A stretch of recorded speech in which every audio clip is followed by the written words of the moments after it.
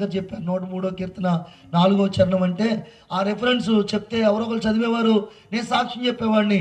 ఆ తర్వాత వాళ్ళు వచ్చేవారు పై వచ్చిన కింద వచ్చిన ఏంటంటే నాకు తెలదండి, మా పాస్టర్ గారిని అడిగిన అనేవాడిని. కాబట్టి నాకు వాక్యం తెలియదండి, ఎందుకంటే నన్ను స్కూల్లో కూడా జాయిన్ చేయలేదు, ఆ అనే అక్షరం కూడా నా చేత దుద్దించలేదు. కాబట్టి ప్రియమైన వాళ్ళ నాకు చదువు లేదు కాబట్టి నేను సేవ చేయను ప్రభువా, నీ పని చేయను ప్రభువా అంటే నేను మందిరంలో పడుకునేవాడండి. తెల్లటి గోడ మీద నల్లటి అక్షరాలు పెద్ద పెద్దగా కనబడతా ఉండే, అలా చూస్తూ ఉంటుంటే ఆయన చదవమని చెప్పేవారు.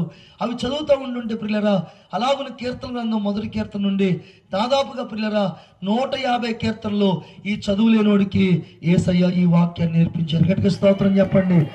ఏమండి, అక్షర జ్ఞానం లేని నాకు 66 పుస్తకాలు చదువుకునే కృపా జ్ఞానం దేవుడు నాకు ఇచ్చాడు. ప్రియమైన దేవుని బిడ్డలారా, ఆ సమయంలో ఆ విధంగా ప్రభువుకి ఏమండి నమ్మకంగా బ్రతుకుతా ఉన్నాను. నాకు పాటలు కూడా వచ్చాయి కాదు. నడిపించు నాన్న అని ఒక పాట